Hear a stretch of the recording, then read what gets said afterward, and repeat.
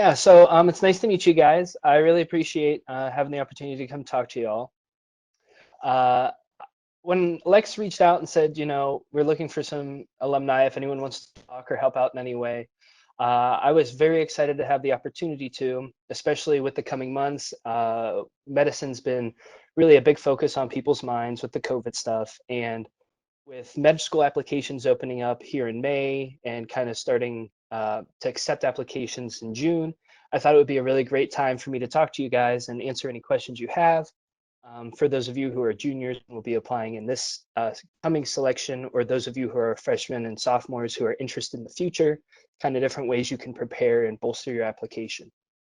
So more than anything, this is a information session. So if anybody has questions about applying or what the application process is like, when I went through it, I was lucky enough to have a graduate student who was a mentor of mine. He had gone through the process years prior to me and kind of walked me through the steps, how to build an application, when the deadlines were. So I'd be happy to kind of walk you guys through that if you need it, or if you are already past that and you're just wanting to know how to bolster your application, I'm happy to do that too. So if anyone wants to kind of ask questions, I'll open the floor to that right now, and just to get a feel for what direction you'd like me to take. So I know I've talked to you before, Brock. Yeah, hey. Hey, I'm getting ready to apply this application cycle, and just Okay. like I guess like OU is like my number one. Like I talked to John when he was up at the alumni dinner, and like Awesome. what are like I guess personally like what are some like specific recommendations for like OUHCOM? I really like OU. So obviously I think it's the best. I love OU because it gives me a similar feel to Youngstown. The selling points are it's very family oriented. The classes are smaller. They're a little more intimate, and even though it's spread across 3 campuses, being in Athens, Columbus, and up in Cleveland, it lets us still have a sense of community with each other. I also like the options to have online classes, which is not required at OU. So you can set in classes or you can watch them online, which is a really big benefit. I like to be an independent learner. I've never enjoyed sitting in a classroom. If I'm in a class for more than an hour, I start to fall asleep. So being able to do that at home at my own pace, take breaks when I need to, is something that OU offers and some institutions don't necessarily offer. So that kind of learning was important to me. The availability of the faculty and staff was really nice. They were always housed on campus. So if you had any questions and needed to talk to them, they were available at 24/7. And another really big thing I liked about OU, obviously, is we're a school that's an osteopathic school, which is different from traditional medical schools in the sense that we do have a practice in osteopathy. I really like osteopathic medicine, and I plan to use it in my practice one day. And as far as medical schools goes, we are probably one of the best, if not like the top 10 of osteopathic teaching schools that I have met. Of all the other osteopathic schools, I'm just going to call it DO from now to keep it short. Of all the other DO schools I've encountered, none of them put as much of a focus on that as OU does. So if that's important to you, that's another great reason to join. And I think that clinically, they give a better education. So what that means is by the end of my second year, so after the first 2 years are in the classroom, the last 2 are clinical. By the end of my second year, I had given dozens of prostate exams, breast exams, pelvic exams, dozens of patient interviews. I had a lot of experience. So when I walked into third year, my first day, I didn't feel like I was overwhelmed. I could very easily walk into a patient's waiting room by myself and interview the patient, go through a whole slew of questions. And my peers who are from different schools, also at the same level I was, this was for some of them their first time interacting with a patient. So that let me shine very early on in my clinical years. And I think that's a huge advantage because what patients judge you by is not necessarily your medical knowledge as much as it is your ability to talk to them and interact with them. And the same thing goes for the people who assign our grades in these rotations. So I think that's a big plus. Mm-hmm. How has OU specifically been handling everything with COVID? With any program during these unprecedented times, you could make any kind of critique you wanted. I think personally that they've been handling it fantastically. Some of the required online coursework that we have to do for our fourth year, which is a lot of documentation and financial management stuff, they've moved that now towards our third year during this time so we could work on it.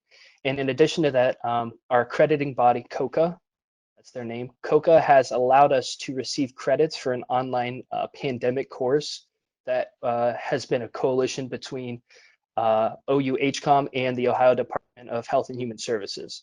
So through that coalition, we're able to get accredited for this time.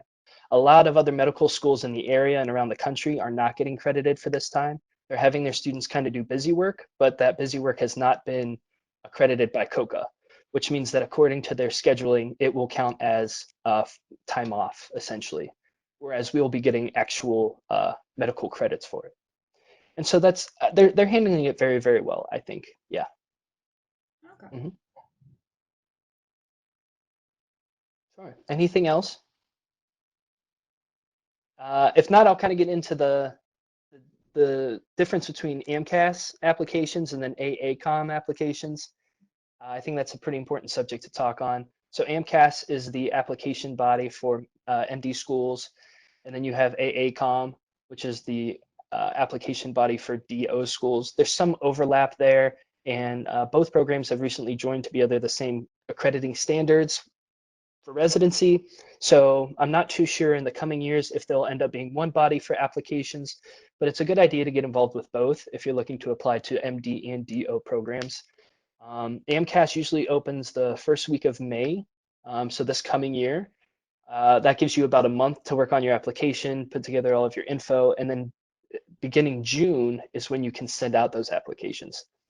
So that's why it's a really great time right now to kind of think about what things you want to put on your application, how you want to organize it. You'll certainly have plenty of time to do so, but it's never too early to start thinking ahead of time. So does anyone looked at the applications or have any questions about what are good things to put on your applications? If not, I can just go into kind of what mine look like, the things that I got asked about during interviews, and the different comments and opinions that my interviewers had. So whatever you guys want. Any questions about that? No? Okay. All right. So when you're looking at a good application or a generic application, what you want to do is make sure you meet the minimum standards. For some of these, it's like 2 chemistry credits, 2 courses of chemistry, 1 course of physics, 1 course of biology. That was the AACOM standards for DO bodies. AMCAS's was pretty similar, but not so different. Most of you, if you have a biology degree, you're going to meet those standards. Chemistry degree, you'll meet those standards. It's really for people who are applying to medical school in non-STEM related fields that might have issues having those. They're going to ask for a lot of information on your application. I'm just going to flip through mine right now. Some of those things are going to be your GPA and your courses. They're going to know what that is. They're going to look at your cumulative GPA for each year, even broken down semesterly. One thing that I was asked about during my interview process was I started off with a very strong GPA, like a 4.0 for my first and second year. And then as the years went on, it dropped, not significantly, but to like a 3.5 and then like a 3.49. And of course, one of the interviewers asked me why there was a decline in my GPA. So as coursework got harder, turning 21 and becoming more social, they wanted to know, why did your GPA begin to dwindle? And if there's anything I've learned in medicine, especially in interviews, you can't really kind of BS those people. So it's best to be honest. And spinning a negative situation into a positive is a good thing. So I always told them, yeah, as I got older, I had more fun and I got to get all of that out of my system. And so my GPA suffered in college, but I think it's a good thing because I won't want to do that in medical school. So I had my time, I had my fun, and that's something that was me. And now that I'm entering medical school, it's not something that's going to continue to be me. So I got it out of my system. And they really like that. They appreciated both the honesty and the ability to identify a weakness in an application and then find a way to turn it positive. So evaluating your own weaknesses and then trying to discover ways that what lesson did you learn from it? And being able to be open and honest about that is something that they identify and they really find a lot of respect in. You'd be surprised how many people come into medical school and interview and they have negatives on their applications and they'll lie or they'll blame it on somebody else. And that's not a really good show of professionalism, which is a lot of what these interviews are about. Other important things to include on your applications, of course, are shadowing opportunities. I never shadowed a physician before I had done my medical school interviews. I always just knew I wanted to be a doctor, so I didn't think I needed a shadow. That I got actually slammed on pretty hard for. And I had a couple places tell me that if I didn't get accepted, it was because I didn't have a single shadowing opportunity.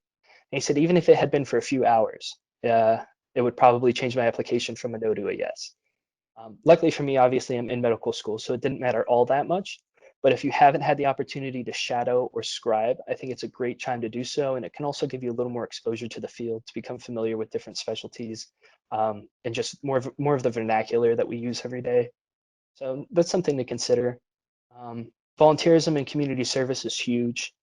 They love to see that. Even as I'm putting together residency applications, that's a huge part of a CV still. And it's a major talking point. So always make sure you include that. Any kind of teachings that you've done, whether it was tutoring your friends, formally or informal, that's always nice to include. Any kind of employments that you've had, conferences you've attended, research you've presented.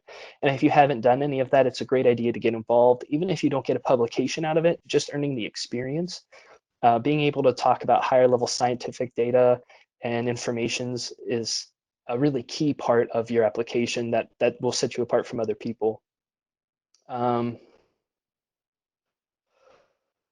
Besides that, research and jobs, again, that's something that even if the job was something silly, like a fast food service worker, it's not a bad idea to include that, especially if you did it for a long period of time. And if you did it while you were in college or while you were in high school, or you were able to move up in that position, it shows a sense of character within yourself and the ability to stick to something and see it through.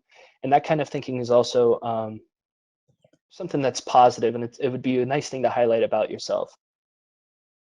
Besides that, even extracurricular activities would be fine to mention, especially if those had a significant impact on your life.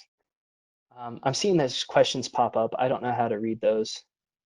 Lexi, can you? In the chat, you press the chat button and they pull up. Yeah, and Brock, I can help too. So, Sorry, yeah, I don't know which way works better.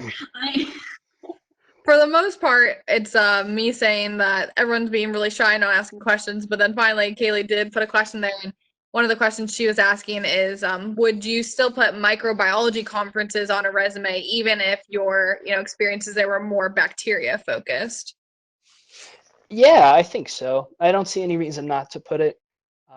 If there is a moment out of that conference that you went to that you found really interesting, that helped fuel your passion for something, you could put that. So you, of course, include whatever you presented or why you were there, but it would be absolutely appropriate for you to say, why did being there, why did it touch you? Why did you feel the need to include it?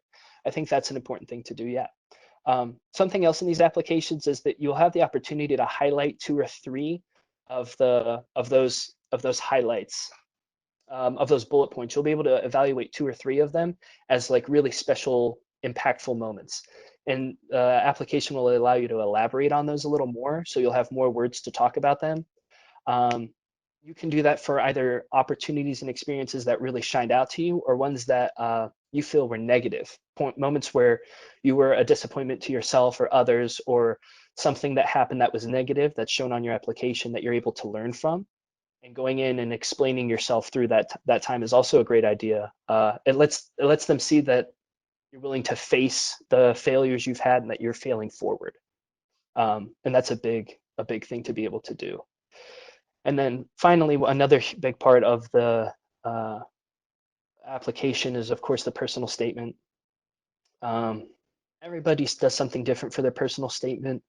It's really hard to pinpoint what's the most resourceful or the best thing to do.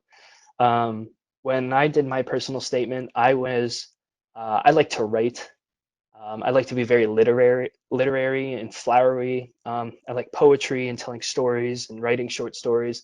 That was something I don't do anymore, but it was something that when I was young, I had a real passion for. So when I wrote my personal statement, I wrote it in the form of a short story from like a omnipotent perspective, where I was like writing it from somebody watching myself, and was able to reflect on the moments in my life that impacted my desire to do medicine so much. The interviewers really thought that was interesting because nowhere in the personal statement were the words like I, me, myself. So they felt like being able to take a step back, look at yourself as a person from outside of you, and then to reflect on that and to tell a story in that way was something that they really enjoyed because it showed a lack of selfishness, they said. As I'm applying for residencies now, I've had directors tell me before that they take applications and personal statements and put it through a word cloud online and sort out the words by the most popular words. And if those words are I, me, myself, those kind of selfish terms, they'll often set those applications to the side and look at them last. And for applications that have words that are like patient, care, helpful, hope, those words that are more forward and progressive, that rank higher amongst the list of used words in the application, they'll kind of pull those and look at those first because already it shows that that person has a subconscious idea that although their application is about them, who they are as a physician is more directed towards their patients, not towards bettering themselves. And so that's something that I think is always important to take with you, not only in the application process, but as you go through your medical journey, just to evaluate what direction you're taking. Is it a direction for yourself or a direction for your patient? And the only other thing I can add is that letters of recommendation are very important. If you haven't started asking for letters of rec, this is a great time to do so. You should have some time to fill them in the coming months, but it's always a good idea to have those ready to go. And you can almost ask anybody for a letter of rec. Some schools require that you have a physician write a letter of recommendation for you. Some schools don't. Mostly what is important in a letter of recommendation is that you have somebody who can speak about you, not only as a student, but to your depth of character as well. Those kinds of things are very important. When you want to make sure it's somebody that you know is not going to just say they were a good student. You want to make sure you ask somebody who's going to be able to say, this was one of my favorite students. Again, you'd be surprised at how many applications go across the desks and the evaluators just say, yeah, they were an okay student, they were fine in class, and they did well in the grade. And that makes up a bigger portion of applications than you would think. So if you can have those names stick out, that's really say good things about you. That means a lot more than you would imagine. I saw a question pop up, so I don't know how to do this. Yeah, so the question came from Zach Howard. And he wanted to know, is the workload from college to med school a significant, amount of difference? Yeah, it's immense. The way they describe work in medical school is like, in college, they say it's like drinking from a water fountain, and in medical school, it's like drinking from a fire hose. It's both the volume and the amount of time that you have to learn it that really becomes stressful. So it's not to say you won't have time to relax, you won't have time for fun every day, but it is certainly 9 to 5 every day of studying or doing work in a classroom. Sometimes even later than that, some 12-hour days of studying. And then when you get into board season, which can be will start halfway through your second year, that becomes about 5 months or so of every minute you have is just studying. So it can be stressful, it can be a lot, but it's nice to know that everybody is on that journey with you. Everyone else is also struggling, and it's a lot of pressure and it's a lot of work, but it can be accomplished. So yeah, it's about the best I can give you. So Brock, I know we have like a range of students here, from first year students to, people who are applying to med schools next month. For the students who are a little bit earlier on in their careers, is there anything in particular that you suggest getting involved in, like that would help them either with the coursework in medical school or with the med school applications? Certainly, yeah. I would say research is probably the biggest, most important thing you can do for yourself. Even as you apply into residency programs, they ask you in the last 10 years, what research projects have you been involved with? let me tell you, as a medical student, it is so easy to get involved with research, but there's no time to do it. So the best time to do so is absolutely when you're in college. If you can do a small research project for 6 months and count it, and you can do that for the next 2 years and have those 4 projects under your belt, that is already above average for what programs will want to see. So you are done doing research if you don't want to do it anymore for the next 20 years. So I would say it's a huge thing to do. And oftentimes, through research, you can also create a good mentorship with your faculty advisor. And I would say those 2 things: keeping your grades up, uh, getting involved in research, even if it feels pointless to you or it's a menial task, and being able to get involved with a faculty, have a close relationship with them. Mhm. Can you see that chat, Brock? That's from Amy. She said hi. She joined your session a little bit late, but she wanted to know if you have any advice for the MCAT. Yes, I'd love to talk about the Mcat. So the Mcat exam is constantly, board examinations are going through a change this year with the USMLE deciding that the step 1, starting in January of 2022, I think was what the latest report I saw, would become pass-fail. It used to be pass-fail decades ago, and then they changed it to a scoring system so they could better compare students. With the move back towards pass-fail, it looks like things will be changing on a national level. As far as the MCAT goes, I think that the scores for the MCATs are still a strong factor in the applications for students. So what's important with the MCAT is that you're honest about where you stand with the content that's on it. If you feel like you have a good understanding of it, maybe give yourself a few weeks to study. And if you feel like you don't have a good understanding of the content on it, make sure you give yourself a couple months. I would personally, I bought, it was like an all-in-one MCAT study book. I read over it once. I felt like I knew the material fairly well. And I scored just about average, a little above average on it when I took it.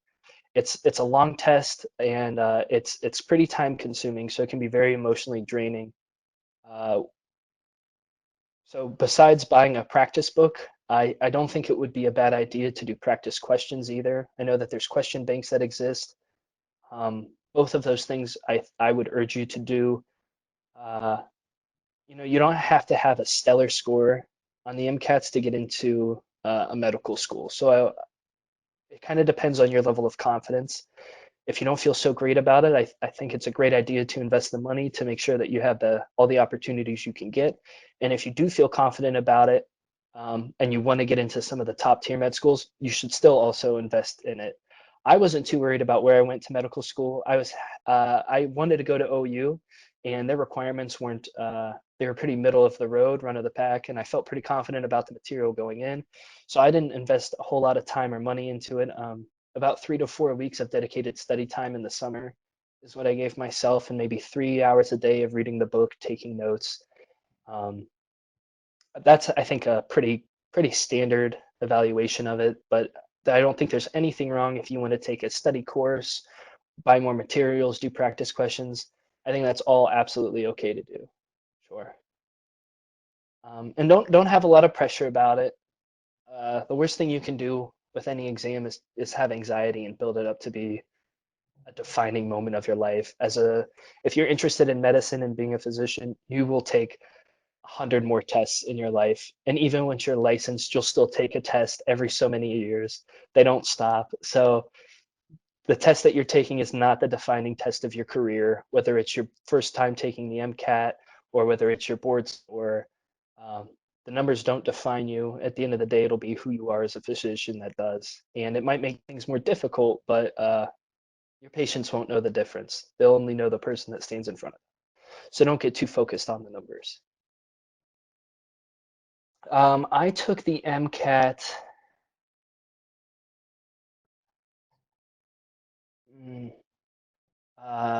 It would have been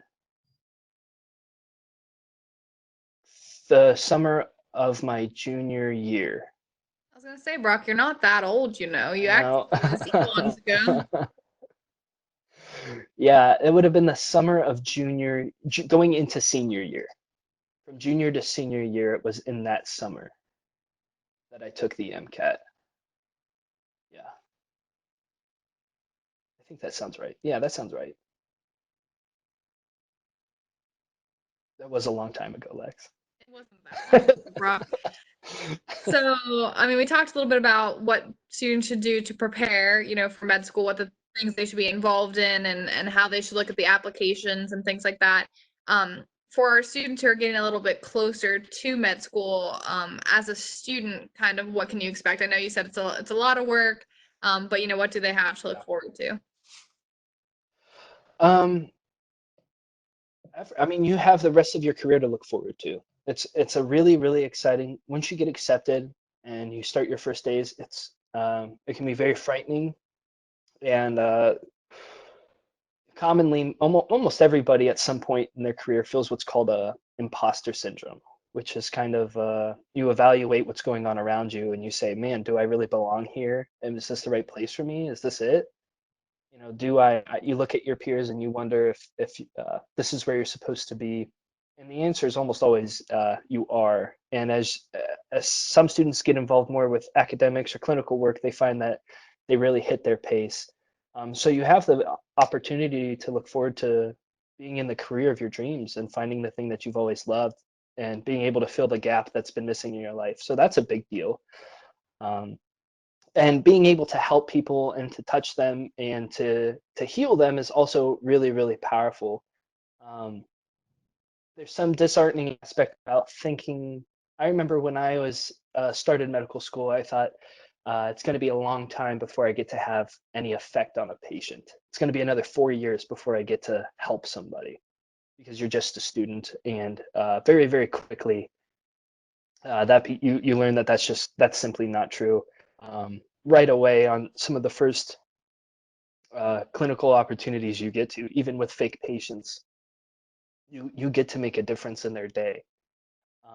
Volunteering at clinics and just shadowing doctors and getting to shake hands with people and smile at them and talk to them about their problems or spend those extra 5 minutes with them that the doctor doesn't afford the time to, that makes a huge difference in their lives. And it will ultimately, yeah, it'll change your whole perspective on medicine too. So you have that to look forward to. And um, I think the opportunity to learn is something that not a lot of people have. And getting involved with medicine, you get to learn every single day. And they call it a practice for a reason. You practice medicine, you never master it. And I think that's one charming aspect about what you get to do every day is you're never ahead of the tide. So it's a great feeling to know that there's always more you can learn and more to get involved with. I think those are positives. If those are negatives to you, that's okay, but it's going to be harder. Brock, have you picked like a specialty yet? Is there a time when you kind of decide what you want to focus on? Right. So the way medical school works is uh, you, I don't know how all medical schools do it. At OU, they give us the opportunity to, uh, pretty much shadowing. It's like a 4 hour shadowing session with physicians, and they're throughout different specialties, and you do that the first and second year. Usually by the end of the second year, they expect you to have a general idea of what you want to get involved with so that as you schedule your third year rotations, you can have more exposure to that specialty or fields around that specialty. And then as you enter fourth year, that's when you should really have an idea of what you want to get involved with as you do auditions at hospitals and clinics underneath that specialty title. When do you find what you really are passionate about comes to everybody at different times. I personally struggle with that a lot, wanting to go into medicine, being a surgeon, and then thinking about deciding I would hate being a surgeon after spending some time with surgeons, and then thinking maybe primary care. And I bounced around a lot and eventually settled on the specialty I've chosen.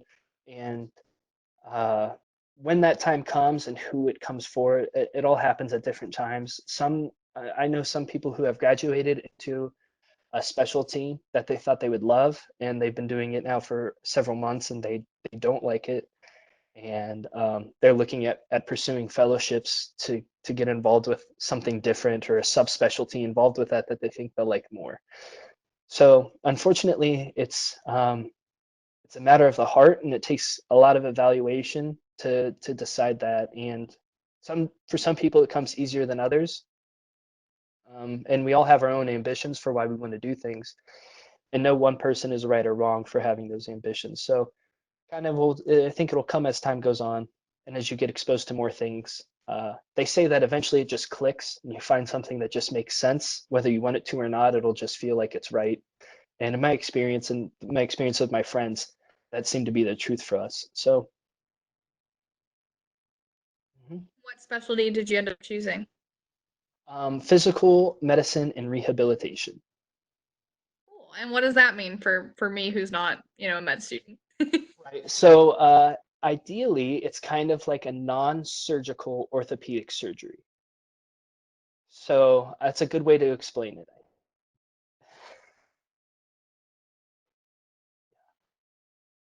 And if orthopedic surgery is like, Yay. It was wonderful. It's cool.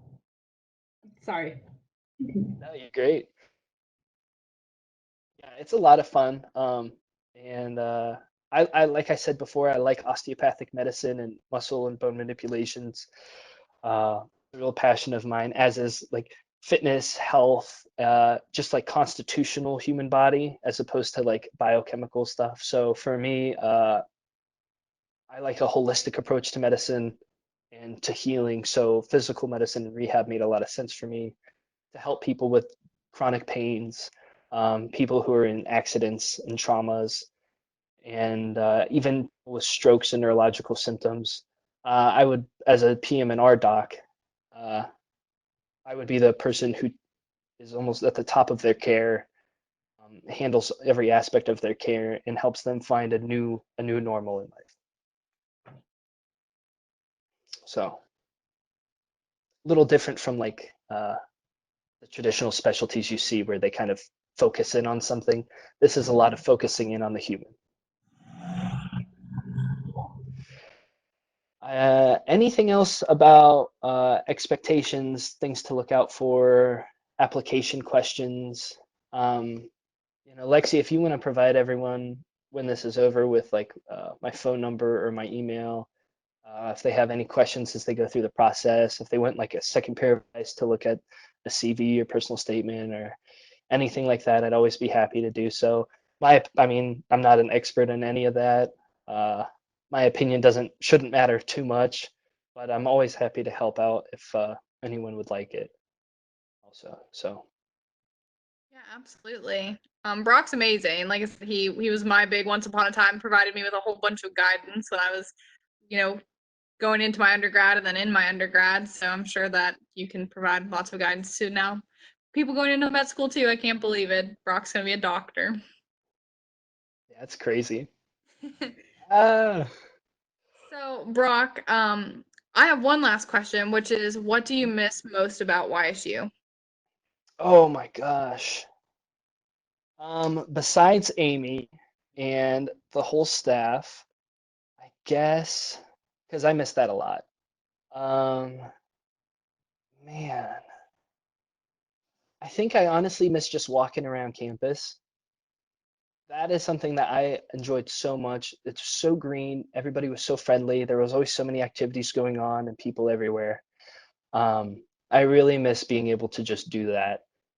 Some of my fondest memories are just sitting on the front porch of Folk and talking to Amy or you or Eileen, and then just going out for a walk, walking around the trees, and that was, yeah, I miss those moments a lot. Look back on them fondly.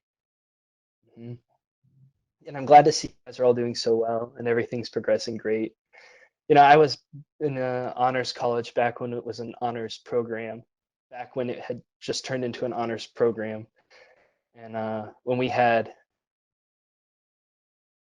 probably only 100 and some students or something like that, back when we were in those little offices at Cafaro. So I'm really happy to see it's grown so much, and it's taken so many strides since then. You know, Keep up Brock, the good work, Lex. we're at 1,266 honors. Oh my gosh, that's crazy. Brock, you helped to lay that foundation. Oh, thank you. Yeah, You with couldn't the have done it without transition. you. Oh yeah, you helped. You were part of it. So every I was. here, this guy helped get you here. So Oh. And the honors helped get me here, so it was a two-way street for sure. We couldn't have done any of it without you. I was very happy to be a part of it all.